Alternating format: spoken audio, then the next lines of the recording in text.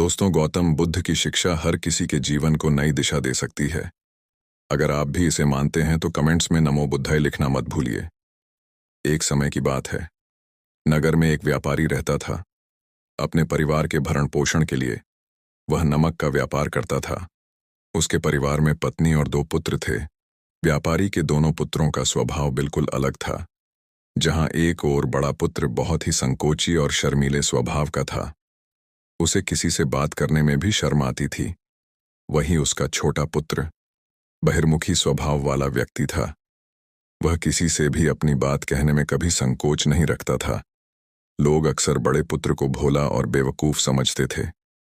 कई बार लोग उसके भोलेपन का फायदा भी उठा लेते थे और वह पलटकर कभी किसी को कुछ नहीं कहता था। व्यापारी अपने पुत्र के इस स्वभाव के कारण बहुत अधिक नाराज होता था। बातचीत न कर पाने और शर्मीले स्वभाव के कारण व्यापारी ने कई बार अपने पुत्र की पिटाई भी कर दी थी। हालांकि इस वजह से उसके पुत्र का स्वभाव सुधरने के बजाय और भी खराब हो गया। बचपन से ही बड़ा पुत्र बेहद परेशान रहने लगा था। उसके अंदर आत्मविश्वास की कमी हो गई थी। परीक्षा में वह आते हुए प्रश्नों के उत्तर भी अपने डर के कारण नहीं लिख पाता था। इस कारण उसकी शिक्षा भी ठीक ढंग से नहीं हो पाई। बड़ा पुत्र जब युवावस्था को प्राप्त हुआ, तब व्यापारी ने उसे अपने साथ व्यापार में हाथ बंटाने को कहा।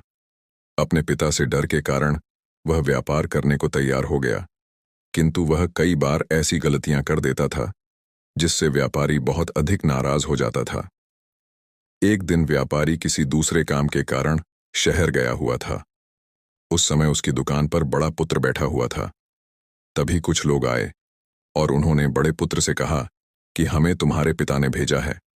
उनका यह संदेश है कि इस समय दुकान में नमक की जितनी बोरियां रखी हुई हैं, वह सब हमें दे दो। उन्होंने नमक की सभी बोरियों को शहर मंगवाया है। व्यापारी का पुत्र उनसे प्रश्न पूछने की हिम्मत जुटा ही रहा था कि वे दोनों आदमी दुकान के अंदर घुस गए और दुकान में जितनी भी नमक की बोरियां रखी थीं, सबको तांगे में रखा और लेकर चले गए। व्यापारी के पुत्र ने उन्हें रोकने का प्रयास किया, किंतु संकोच और शर्मीलेपन के कारण वह उन्हें कुछ कह नहीं पाया। उसने मन ही मन सोचा कि यदि मैं इन्हें नमक ले जाने से रोकूं, तो पिताजी मुझ पर नाराज होंगे। कुछ समय बाद जब व्यापारी शहर से वापस आया, तो खाली दुकान देखकर उसने अपने पुत्र से प्रश्न किया कि नमक की बोरियां कहाँ गई? यह दुकान इतना खाली खाली क्यों है? तब बड़े पुत्र ने धीमे स्वर में कहा कि कुछ लोग दुकान पर आए थे और उन्होंने मुझसे कहा कि आपने नमक की बोरियों को शहर मंगवाया है, और दुकान में से सारी बोरियों को निकाल कर लेकर चले गए। व्यापारी ने अपना सिर पीट लिया। उसने अपने पुत्र को दुकान से धक्का देते हुए कहा कि तू मूर्ख का मूर्ख ही रह जाएगा। वे लोग तुझे बेवकूफ बनाकर सारा सामान ले गए। तुमने मेरा बहुत भारी नुकसान करवा दिया। यहां से दूर भाग जाओ और घर वापस मत आना। यदि तुम वापस आए तो मैं तुम्हें पीट पीट कर सीधा कर दूंगा। व्यापारी का बड़ा पुत्र इस बात से बेहद दुखी हुआ। एक बार फिर उसके शर्मीले स्वभाव के कारण उसके पिता उससे और अधिक नाराज हो गए। साथ ही व्यापार में भी इतना नुकसान हो गया। उस समय नगर के सभी लोग व्यापारी के पुत्र पर हंस रहे थे और उसका मजाक बना रहे थे। उसे बहुत अधिक शर्मिंदगी महसूस हो रही थी। यही वह समय था जब उसने सोच लिया कि अब उसके जीवन में कुछ भी ठीक नहीं हो सकता है। वह सदैव मूर्ख का मूर्ख ही रह जाएगा और इस समाज में रह रहे लोगों के साथ कदम से कदम मिलाकर कभी नहीं चल पाएगा। व्यापारी का पुत्र नगर से बाहर आ गया और एक नदी के किनारे बैठकर खूब रोया। गहरे पानी को देखकर उसके मन में विचार आया कि अब उसके जीवित रहने का कोई फायदा नहीं है। उसने सोच लिया कि आज वह इस नदी में डूबकर अपने आप को समाप्त कर लेगा। असफल जीवन जीने से अच्छा है कि वह स्वयं को समाप्त कर ले। उसने जैसे ही नदी में छलांग लगाई, एक बौद्ध भिक्षु ने उसे बचा लिया और नदी से बाहर निकाल कर ले आए। व्यापारी का पुत्र बौद्ध भिक्षु पर नाराज होने लगा और कहने लगा कि तुमने मुझे क्यों बचाया? मैं इस असफल जीवन को जीना नहीं चाहता। बौद्ध भिक्षु ने उसे समझाया कि जीवन एक ही बार मिला है और यदि तुम जीवित ही नहीं रहोगे तो असफलता को खत्म करके सफल कैसे बनोगे? तब व्यापारी के पुत्र ने कहा कि मेरे जीवन बहुत अधिक समस्याएं हैं यह सभी समस्याएं मेरे संकोची और शर्मीले स्वभाव के कारण हुई हैं। मैंने अपने पिता का नुकसान करवा दिया। मैं एक अच्छा पुत्र नहीं हूं। अपने स्वभाव के कारण मैं शिक्षा ग्रहण भी नहीं कर सका। यह सारा संसार मुझे मूर्ख समझता है। क्या किसी मूर्ख को इस संसार में जीने का अधिकार है? तब बौद्ध भिक्षु ने कहा कि तुम्हारे इस प्रश्न का उत्तर तो मेरे गुरु ही देंगे। चलो मैं तुम्हें मेरे गुरु से मिलवाता हूं। व्यापारी के पुत्र ने कहा कि वह किसी से बात नहीं करना चाहता। आज वह अपना जीवन समाप्त कर लेगा। किंतु बौद्ध भिक्षु के बार बार समझाने के बाद वह उनके साथ जाने और उनके गुरु से मिलने के लिए तैयार हो गया। बौद्ध भिक्षु व्यापारी के पुत्र को आश्रम की ओर लेकर गए। वहां पर व्यापारी के पुत्र ने देखा कि एक व्यक्ति पेड़ के नीचे ध्यान मग्न बैठे हुए हैं। तभी बौद्ध भिक्षु ने कहा कि यह हमारे गुरु गौतम बुद्ध हैं। दोनों ने गौतम बुद्ध को प्रणाम किया। वह युवक वहीं पर बैठ गया और गौतम बुद्ध को देखकर रोने लगा। गौतम बुद्ध ने उससे उसके रोने का कारण पूछा। तब उसने कहा कि अब आप ही मेरी आखिरी उम्मीद है। यदि आप मेरी समस्या का समाधान नहीं करेंगे तो मेरा यह जीवन समाप्त हो जाएगा। गौतम बुद्ध ने व्यापारी के पुत्र से उसकी समस्या के बारे में पूछा। तब उसने बताया कि किस प्रकार वह बचपन से ही शर्मीले और अंतर्मुखी स्वभाव का है। इस कारण लोग उसे मूर्ख समझ लेते हैं और उसके पिता भी उससे प्रेम नहीं करते। तब गौतम बुद्ध ने युवक को शांत कराते हुए कहा कि मेरे पास तुम्हारी समस्या का समाधान है। तुम्हारा जीवन बहुत ही आसान हो सकता है। तब युवक ने कहा कि क्या सचमुच ऐसा हो सकता है? आप बहुत ही महान व्यक्तित्व प्रतीत होते हैं। आपके तो कई शिष्य हैं।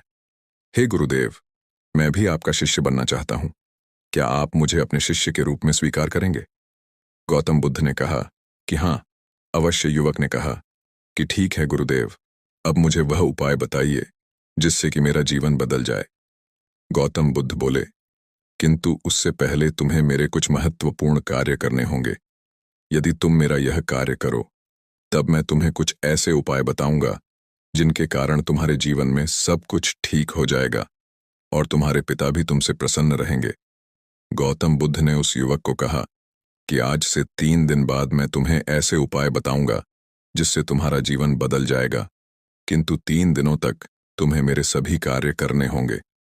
मैं जैसा जैसा कहूंगा, यदि तुम वह कार्य को करने में सफल रहे तो तीसरे दिन के बाद तुम्हारा जीवन बदल जाएगा। तुम्हारा पहला दिन कल से शुरू होगा। अभी जाओ और आश्रम में ही आराम करो। अगले दिन व्यापारी का पुत्र गौतम बुद्ध के पास पहुंचा और कहा कि हे गुरुदेव, मुझे पहले दिन का कार्य बताइए। तब गौतम बुद्ध ने कहा कि आज तुम्हें 10 अजनबी व्यक्तियों से बातचीत करनी है और उनका हाल जानना है। इसका लेखा जोखा शाम तक लेकर आना। व्यापारी के पुत्र को बड़ा ही संकोच महसूस हुआ, किंतु उसने गौतम बुद्ध को हाँ कह दिया। वह निकल पड़ा। 10 अजनबी लोगों से बातचीत करने शुरू में उसे बहुत अधिक संकोच हुआ। कई लोग तो डांट कर भगा देते थे। उसके सामने अपना जीवन बदलने का यही एक उपाय था। आखिरकार कोशिश करते हुए उसने 10 अजनबी लोगों के नाम और उनके व्यापार का लेखा जोखा प्राप्त कर लिया। शाम को जब वह गौतम बुद्ध के पास पहुंचा तो प्रसन्नता के साथ उसने गौतम बुद्ध को बताया कि आज का कार्य उसने सही ढंग से पूरा कर लिया है। कुछ लोग तो उसके मित्र भी बन गए हैं। दूसरे दिन फिर वह युवक गौतम बुद्ध के पास पहुंचा। तब गौतम बुद्ध ने कहा कि आज का कार्य है, तुम आश्रम में रह रहे 10 शिष्यों को संबोधित करते हुए उन्हें जल के उपयोग के विषय में पढ़ाओ। गौतम बुद्ध की बात सुनकर व्यापारी का पुत्र हक्का बक्का रह गया। उसने कहा कि आप मुझसे किस प्रकार का कार्य करवा रहे हैं? मैं अपनी शिक्षा ठीक से पूरी नहीं कर पाया हूं। मैं यह कार्य नहीं कर पाऊंगा। तब गौतम बुद्ध ने कहा कि ठीक है, तब मैं तुम्हें उपाय भी नहीं बताऊंगा। व्यापारी के पुत्र ने प्रार्थना करते हुए कहा कि आप जानते हैं, मेरी शिक्षा अधूरी है, फिर मैं किस प्रकार बालकों को शिक्षा दे सकता हूं? गौतम बुद्ध ने मुस्कुराते हुए कहा कि यहां सिर्फ मैं जानता हूं कि तुम्हारी शिक्षा अधूरी है। वे बालक नहीं जानते। तुम रोज अपने जीवन में जल का उपयोग करते हो। यही सब बातें जाकर उन बालकों को बतानी है। आखिरकार व्यापारी के पुत्र के पास कोई रास्ता नहीं बचा। हिम्मत जुटाकर वह उन बालकों के पास पहुंच गया। शुरू में तो उसके हाथ पैर कांप रहे थे, किंतु आखिरकार उसने जल की विशेषताओं के बारे में बताना प्रारंभ कर दिया। उसने बालकों को जल की 5 विशेषताएं बताई और जल्दी से वहां से भाग आया। गौतम बुद्ध के पास आकर उसने कहा कि बहुत अधिक डर लग रहा था, किंतु मैंने बालकों को जल की 5 विशेषताएं बता दी हैं। गौतम बुद्ध ने कहा कि जाओ, एक बार फिर कोशिश करके आओ। व्यापारी का पुत्र ने एक बार फिर हिम्मत जुटाई और बालकों को जल के विषय में पढ़ाना शुरू किया। इस बार व्यापारी के पुत्र को बिल्कुल डर नहीं लग रहा था। पूरे आत्मविश्वास के साथ बालकों को शिक्षा दी। तब गौतम बुद्ध ने युवक की प्रशंसा करते हुए कहा कि तुम अवश्य ही साहसी हो। गौतम बुद्ध से शाबाशी सुनकर वह युवक बहुत अधिक प्रसन्न हुआ। युवक तीसरे दिन जब गौतम बुद्ध के पास आया तो गौतम बुद्ध ने उससे कहा कि आज का कार्य तुम्हें थोड़ा अजीब लग सकता है, किंतु आज तुम्हें अपने पिता से मिलने जाना है। गौतम बुद्ध की यह बात सुनकर वह युवक बहुत अधिक डर गया। उसने कहा कि नहीं नहीं, मैं अपने पिता के सामने नहीं जाऊंगा। गौतम बुद्ध ने कहा कि ठीक है, तब मैं तुम्हें उपाय भी नहीं बताऊंगा। आखिरकार उस युवक को तथागत की बात माननी पड़ी। गौतम बुद्ध ने उसे समझाया कि अपने पिता के पास जाकर उनसे क्षमा मांगना और कहना कि तुम्हें एक और अवसर दे ताकि तुम स्वयं को बुद्धिमान साबित कर सको। उस युवक ने बड़ी हिम्मत के साथ अपने पिता का सामना किया और उनसे क्षमा मांगी। आखिरकार व्यापारी ने अपने पुत्र को क्षमा कर दिया और उसे दूसरा अवसर देने के लिए तैयार हो गए। व्यापारी का पुत्र गौतम बुद्ध के पास आया और उसने जब उपाय के बारे में जानना चाहा, तब गौतम बुद्ध ने कहा कि तुमने स्वयं ही अपना उपाय खोज लिया है। तुम किसी से बात नहीं कर पाते थे, शर्मीले थे, सब कुछ तुम्हारे मन में बैठा हुआ डर था। हम कितने आत्मविश्वास हैं, कितने शर्मीले हैं और हमारे अंदर कितना डर है, यह सिर्फ हमें पता होता है। बाहरी दुनिया में किसी को नहीं पता होता है। बाहरी दुनिया में हम स्वयं को जिस प्रकार का दिखाते हैं, लोग हमें उसी प्रकार का समझते हैं। अगर तुम आत्मविश्वासी नहीं हो तो भी अनजान व्यक्तियों के सामने यदि आत्मविश्वास होने का अभिनय करो तो किसी को पता ही नहीं चलेगा कि तुम कौन हो। वह युवक समझ चुका था कि गौतम बुद्ध उसे क्या बताना चाह रहे हैं। गौतम बुद्ध को धन्यवाद किया और उनसे वादा किया कि वह जीवन में सफल होकर दिखाएगा। दोस्तों, अगर आपके आसपास भी कोई ऐसा शर्मीला और संकोची स्वभाव का व्यक्ति है तो उसे यह वीडियो जरूर शेयर करें ताकि उसकी सहायता हो सके।